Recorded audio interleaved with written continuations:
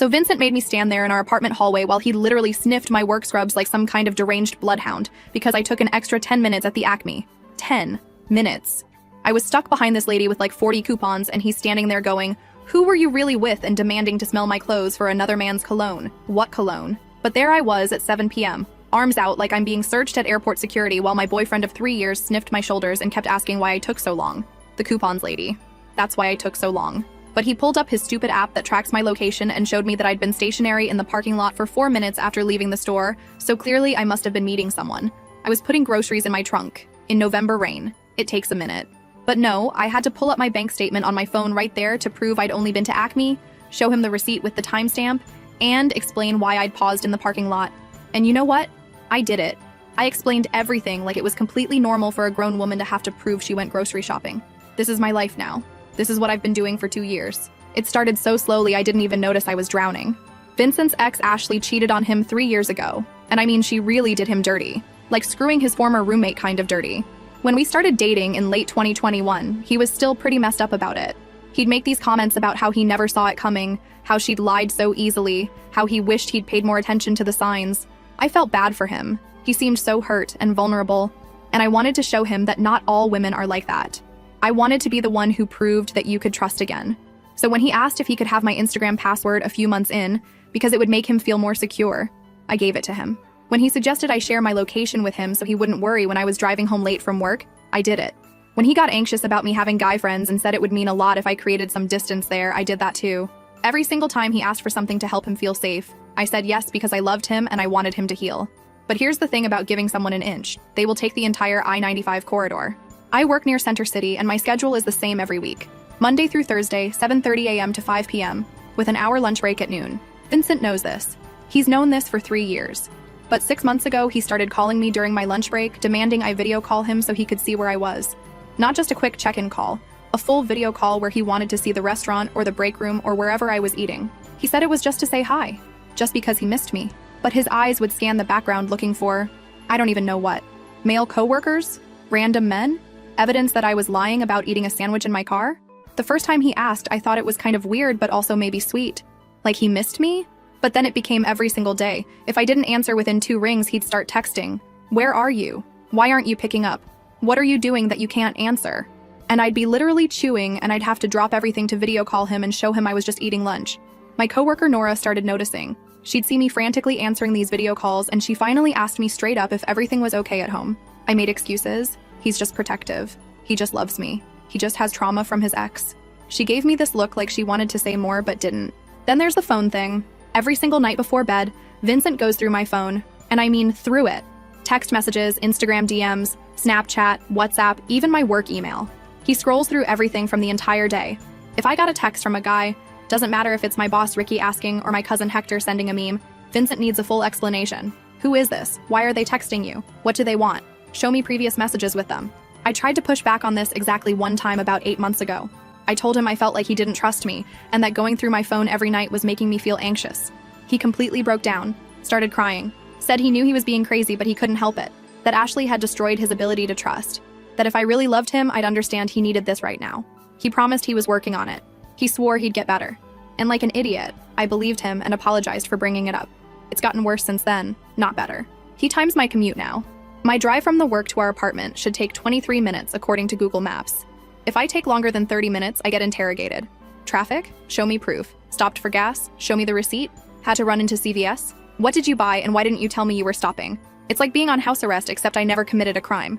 I've cut off every male friend I had. My buddy from high school, Gregory, who I used to grab lunch with sometimes, gone. The guy friends from my yoga class at the gym, stopped going to that class entirely. My neighbor in our apartment building who I'd sometimes chat with by the mailboxes, I literally cross the street now if I see him coming. Vincent said maintaining friendships with guys while in a relationship was disrespectful, and that if I really cared about his feelings, I'd prioritize our relationship over random friendships. And here's the most pathetic part. I did. I actually did all of it. My little sister Julia is a junior at Temple, and she started asking questions. Last month we met up at Chick-fil-A near campus, and I had to video call Vincent in the middle of lunch to prove I was actually with her and not secretly meeting a guy. Julia watched this happen with her mouth literally hanging open. After I hung up, she goes, "What the actual hell was that?" And I tried to laugh it off. She wasn't laughing. She told me this wasn't normal, that this was controlling and weird, and I needed to wake up. I got defensive. Told her she didn't understand because she's never been in a serious relationship. She left looking genuinely scared for me. My mom has noticed too. During Sunday dinner at my parents' house a few weeks ago, Vincent called me 3 times during the meal. 3 times. We were there for like 2 hours and he needed to know what time we ate, what we were eating, who else was there, what we were talking about. My dad finally said something. Told Vincent maybe he should focus on his own evening and let me enjoy time with my family. Vincent got super quiet and tense. Later in the car, he told me my dad was disrespectful, and maybe we should skip the next few Sunday dinners. We haven't been back since. The grocery store thing yesterday, though, that broke something in me. Standing there with my arms out while my boyfriend sniffed my clothes because I took too long buying chicken and pasta. I caught a glimpse of us in the hallway mirror, and I didn't even recognize myself. When did I become this person? When did I accept this as normal? After he finished his sniff inspection and determined I was telling the truth, he just went into the living room and turned on the TV like nothing weird had just happened. Asked what I was making for dinner, and I stood there in that hallway with my grocery bag still on the floor and something clicked. This isn't love, this isn't protection or care or even paranoia from past trauma.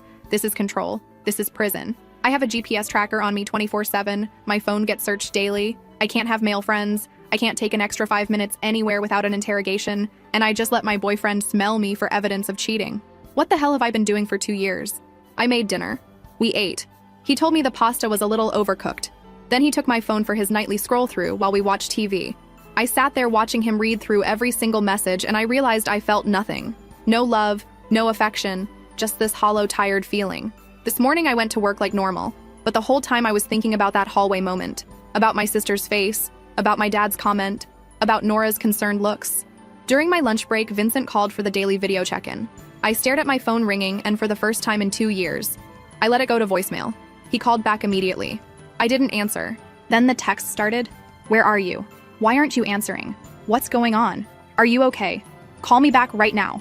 I turned my phone face down on my lap and ate my sandwich in my car in the parking lot. And something about that small act of defiance felt absolutely wild. My hands were shaking. My heart was pounding. All because I didn't answer a lunchtime video call. When I finally looked at my phone, I had 14 missed calls and 31 text messages. The messages got progressively more frantic and then angry. The last one said, "If you don't call me back in the next 5 minutes, I'm driving to your office." I called him back. Told him I was in a procedure and couldn't answer. He asked why I didn't text him that. Why I left him hanging. Why I would ignore him when I know it makes him anxious. I don't know what I'm going to do, but I know I can't keep living like this. I can't keep being the woman who gets sniffed in hallways and has to prove she went grocery shopping. I can't keep sacrificing every friendship and every minute of freedom to manage someone else's insecurity. Something has to change. I just have no idea how to make it happen when I can't even take a lunch break without permission. Update. Okay, so the comments on my last post absolutely wrecked me in the best way possible. Everyone telling me this is abuse, that I need to leave, that this isn't normal, I know. But knowing something and actually doing something about it are 2 completely different things when you've spent 2 years conditioning yourself to accept insanity as normal. That lunch break thing where I didn't answer his video call, that was Thursday. By Friday morning, Vincent was acting like nothing had happened, but also watching me like a hawk. He kept asking if everything was okay, if I was mad at him, if something was bothering me. I kept saying no because I genuinely didn't know what to say. Like, what do you even say to someone when you suddenly realize your entire relationship is a control scheme? Friday after work, I stopped at the Target because we needed laundry detergent.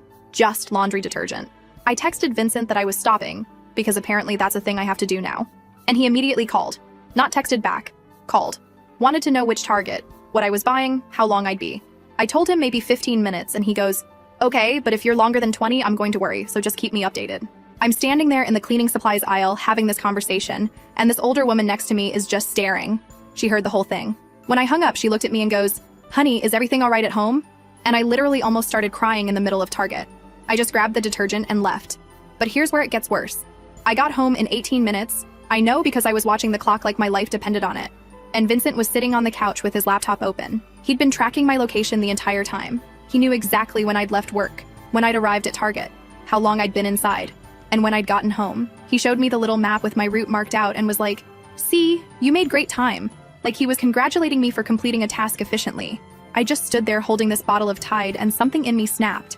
I asked him why he needed to track me when I'd told him where I was going. He got this confused look and said he wasn't tracking me. He was just checking to make sure I was safe. I asked what the difference was. He said the difference is that tracking implies I don't trust you, but checking implies I care about you. I told him it feels exactly the same from where I'm standing. That's when he got upset.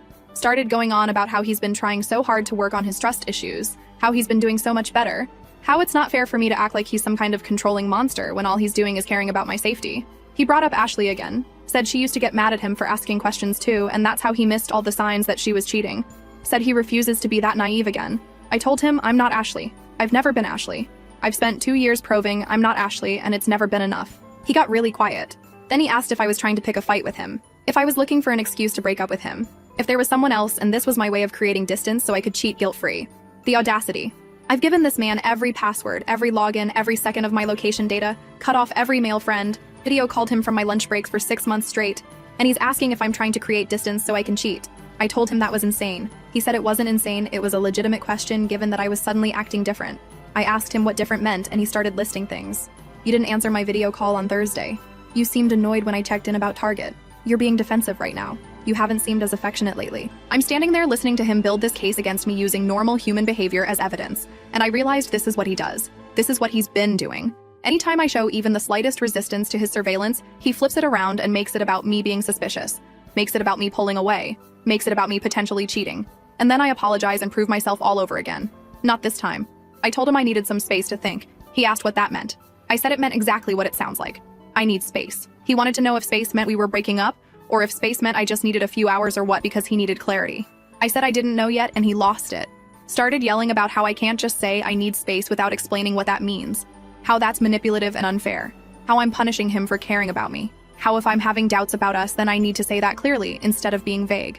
I tried to leave the room and he followed me into our bedroom still yelling, asking where I was going, if I was going to stay with someone, who I was texting, why I was being like this. I grabbed my phone and my purse and told him I was going to my parents' house. He wanted to know for how long. I said I didn't know. He blocked the bedroom door and said we needed to finish this conversation first, that I couldn't just walk out in the middle of a fight. I told him to move and he said no, not until you tell me what's really going on. I pushed past him. He didn't physically restrain me, but he definitely didn't move easily. Got to my car and I had 6 texts before I even left the parking lot, asking where I was, when I'd be back, if I was really going to my parents or somewhere else, saying we needed to talk about this like adults, saying he deserved better than me just running away. I drove to my parents' house in Northeast Philly crying the entire way. Got there around 8 p.m. and my mom took one look at my face and pulled me inside. My dad was watching the Flyers game and he turned the TV off immediately, which never happens. They both just sat there while I ugly cried on their couch for 20 minutes. When I finally calmed down enough to talk, I told them everything. Not just the grocery store sniffing thing or the video calls, but everything. The phone checks every night. The location tracking, the timed commutes, cutting off my friends, the interrogations about male cashiers and coworkers, all of it. My dad's face went red, like I've never seen him that angry. He wanted to know why I hadn't told them sooner. My mom was crying. She kept asking how long this had been going on and seemed devastated that I'd been dealing with this for 2 years while they had no idea. I tried to explain that it happened gradually, that I didn't realize how bad it was until recently, that Vincent's ex really did cheat on him and I was trying to be understanding. My dad cut me off and said he doesn't give a damn about Vincent's ex. That's no excuse for treating me like a prisoner. My mom said trauma doesn't give someone the right to traumatize you. Then my phone started buzzing. Vincent was calling. I let it go to voicemail. He called back. I declined it. Then the texts started coming in rapid fire. Your dad's car is in the driveway, so I know you're there. Why aren't you answering? We need to talk about this. You can't just ignore me. This is childish. I'm worried about you. Please just answer the phone. My dad looked at my phone screen and goes, "He's tracking you right now?" And I nodded. He told me to turn off my location sharing immediately. I hesitated because the thought of Vincent not being able to see where I am made me anxious, and that's when I realized how messed up my thinking had become. I'm sitting in my parents' house scared to turn off location tracking because my boyfriend might get upset. My mom helped me go through my phone. We turned off location services for Find My Friends. We changed my Instagram password. My dad wanted me to block Vincent's number entirely. I stayed at my parents' house that night in my old bedroom. Vincent texted me 45 times. I counted. They ranged from apologetic to angry to confused to accusatory. Some highlights. I'm sorry if I upset you, but you're blowing this out of proportion. Your parents are poisoning you against me. If you need space, fine, but you need to communicate that properly. I can't believe you're doing this to me after everything we've been through. Are you with someone right now? Is that why you won't answer? Saturday morning, my mom made pancakes and we sat at their kitchen table while she and my dad told me I needed to end this relationship. That this wasn't love, this was abuse. That they'd been worried for months but didn't want to overstep. That they'd noticed me becoming more withdrawn and anxious but thought maybe I was just stressed from work. My sister Julia showed up around 10 a.m. Apparently my mom had called her and filled her in. Julia was furious. Kept saying she knew something was wrong, that she'd been telling me for months this wasn't normal. She wanted to know if Vincent had ever been physical with me and I said no. But then I remembered him blocking the bedroom door and realized maybe that counted as physical intimidation even if he didn't hit me. But here's the thing. Knowing you need to leave someone and actually doing it are hard when you still have all your stuff in an apartment with them. When you share a lease. When part of you still feels guilty because he really was hurt by his ex, and maybe you're abandoning him when he needs support. Vincent showed up at my parents' house Saturday afternoon. I was in the living room with Julia when the doorbell rang. My dad answered it and I heard Vincent's voice asking to see me. Heard my dad tell him now wasn't a good time. Vincent insisted that we needed to talk, that I couldn't just disappear and refuse to communicate. My dad said I'd talk to him when I was ready, and to please leave. Vincent raised his voice, said this was ridiculous, that I was his girlfriend and he had a right to see me, that my parents were interfering in our relationship. My dad told him to leave or he'd call the cops. Vincent must have seen me through the window because he started yelling my name, asking why I was doing this, saying he deserved an explanation, saying we could work through this if I'd just talk to him. Julia went to the window and closed the curtains. My mom sat next to me on the couch and held my hand. We sat there listening to Vincent yell from the front lawn for almost 10 minutes before he finally left. My dad watched through the window to make sure he actually got in his car and drove away. My dad asked if I wanted to file a restraining order. I said no, that seemed extreme. He looked at me like I was crazy and said, "May, the man just showed up uninvited, refused to leave, and screamed at you from our front lawn. That's not extreme, that's harassment." Sunday, my mom suggested I take the day to do something for myself. Get out of the house, clear my head, not think about Vincent for a few hours. Julia offered to take me to the art museum since I used to love going there. We walked around the exhibits for like 3 hours. And it was the first time in months I'd done something without having to check in with anyone or explain where I was going. My phone died halfway through and I didn't even panic. That's how controlled I'd become. My phone dying used to send me into complete anxiety because Vincent couldn't reach me. But yesterday I just enjoyed being unreachable. We stopped at Reading Terminal Market after for lunch and ran into Nora from my work. She was there with her husband getting cheesesteaks, and she took one look at my face and asked if I was okay. I guess I looked pretty rough. Julia excused herself to give us privacy, and Nora asked if this was about Vincent. I asked how she knew, and she said she'd had a boyfriend exactly like him in college, that she recognized the signs immediately. The constant video calls, the anxiety whenever my phone rang, the way I'd jump to answer. She said she'd wanted to say something but didn't want to overstep, and now she felt guilty for not speaking up sooner. I told her it wasn't her fault, that I probably wouldn't have listened anyway.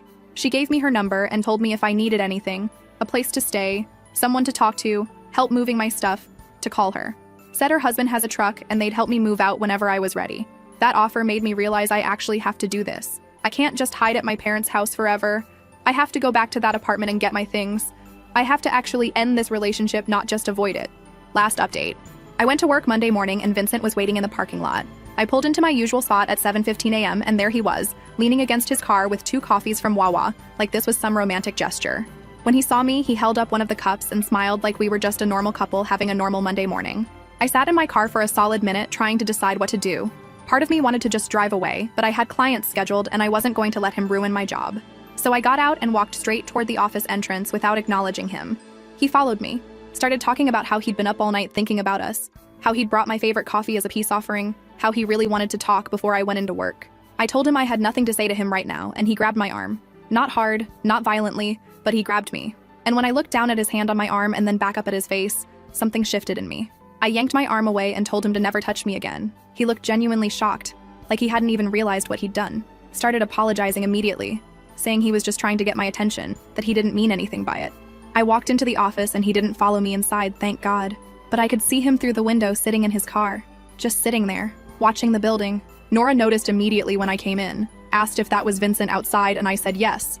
She looked out the window, looked back at me, and told Ricky we had a situation. Within 5 minutes, Dr. Ricky had gone outside and told Vincent he needed to leave or he'd call the police.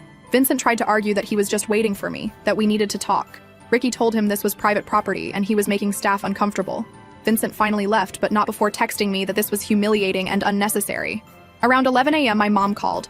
Vincent had shown up at their house again. My dad had told him through the door that I wasn't there and he needed to stop coming by. Vincent had apparently stood on the porch, insisting he just wanted to return some of my things, that he wasn't trying to cause problems. My dad told him to leave the stuff on the porch and go. Vincent refused, said he wanted to hand them to me personally so we could at least have a civil conversation. My dad called the police.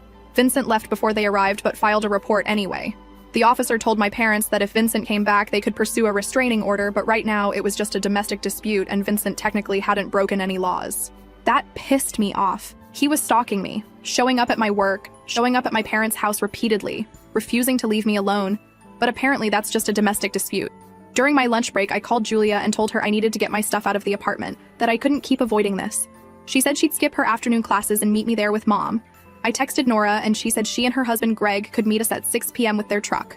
I finished work and drove straight to the apartment. My hands weren't shaking. My stomach wasn't flipping. I was just done. Done with being scared. Done with avoiding confrontation. Done with letting Vincent control my life even after I'd already decided to leave. Julia and my mom were already there when I arrived around 5:30. Vincent's car wasn't in the parking lot, which I thought meant we might actually get lucky and do this without a scene. We went upstairs and I used my key to let us in. The apartment was a mess. Like Vincent had torn through it looking for something. Drawers open, closet doors hanging wide, stuff pulled out of cabinets. There were printed screenshots of text conversations taped to the walls. My text conversations with Julia, with Nora, with my parents. He'd gone through my phone during one of his nightly inspections and printed out anything that mentioned him or our relationship. My mom stood in the middle of the living room looking at these papers taped everywhere and just goes, "What in the actual hell?" And I couldn't even answer her because I was reading them. There was the conversation where Julia called him controlling. The texts where my mom asked if I was okay. Messages where Nora asked about the video calls. All of it printed out and displayed like evidence in a murder investigation. Julia started ripping them down. Told me to start packing my bedroom stuff while she and Mom handled this. I went into our bedroom and that's when I saw my laptop open on the bed. Vincent had been going through my search history. I could see the browser tab still open. Articles about emotional abuse, posts about controlling relationships, pages about how to leave safely. He knew. He'd known since probably Saturday that I was planning to leave and he'd been going through everything trying to figure out how to stop it. I started throwing clothes into garbage bags. Didn't even fold them, just grabbed armfuls and shoved them in. My mom came in with my work scrubs and started helping. We worked fast and didn't talk much. Julia was in the living room packing up my books and photos.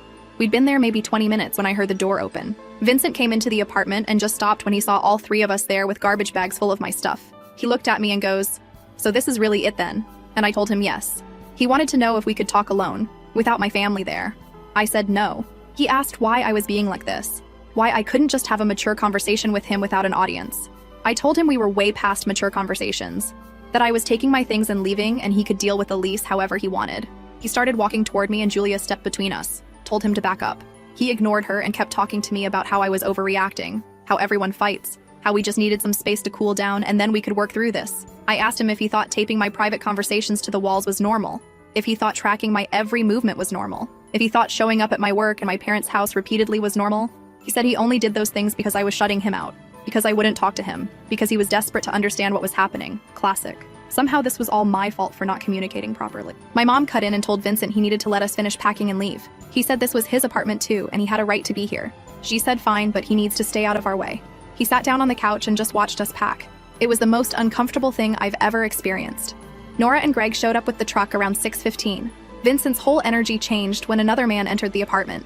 He stood up and wanted to know who Greg was. I told him he was helping me move. Vincent said he didn't appreciate strangers in his home going through his things. Greg very calmly said he was only here to carry boxes and had no interest in anyone's things. We started loading stuff into the truck. It took 3 trips up and down the stairs. Vincent followed us on every single trip making comments, asking if I was really going to take the coffee maker we'd bought together, pointing out which furniture was his and which was mine, saying he couldn't believe I was doing this over something so small. Small. He called 2 years of surveillance and control small. On the last trip down, I grabbed my box of bathroom stuff and Vincent blocked the doorway. Said we needed to talk before I left, that he deserved a real conversation about what went wrong, that after years together, I owed him that much. I told him I didn't owe him anything, that I'd given him 2 years of complete access to my entire life and it was never enough, that he'd taken a relationship and turned it into a surveillance operation, that I was done proving myself innocent when I'd never committed a crime. He started crying.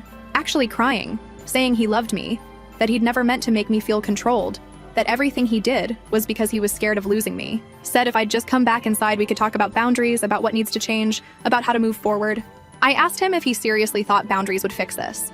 If he thought I could trust him to respect any boundary when he'd spent 2 years breaking down every single one I tried to set. He said that wasn't fair, that I'd agreed to all of it, that I'd given him my passwords and my location willingly.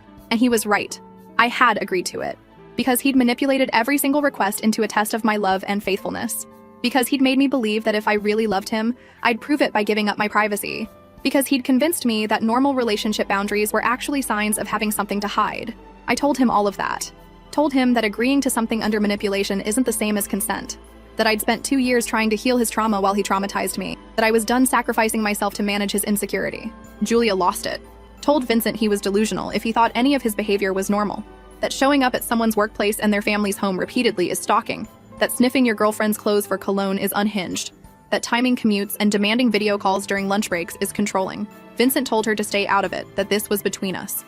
She said it stopped being just between us when he started harassing the whole family. Greg stepped forward and suggested Vincent move away from the door.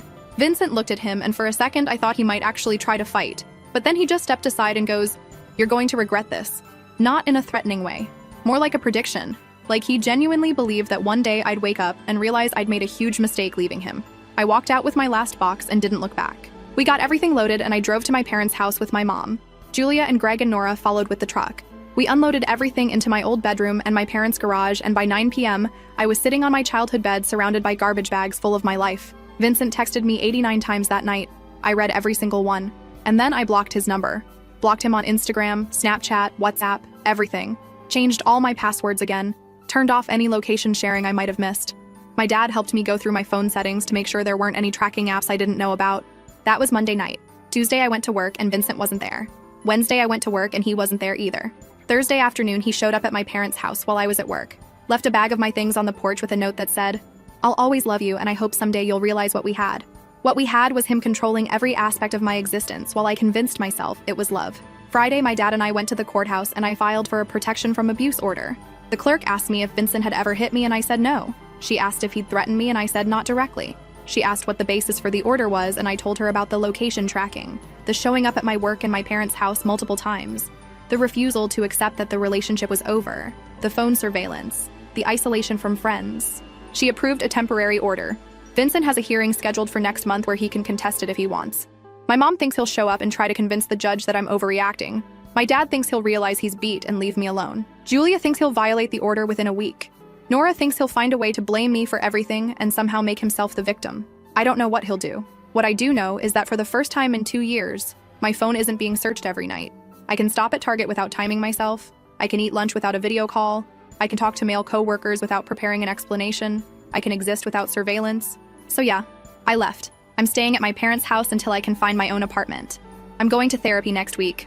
I'm reconnecting with Gregory and the friends I cut off. I'm learning to exist without someone monitoring my every move. And to everyone who commented on my first post telling me to run, thank you. You were right. This wasn't love. It was never love.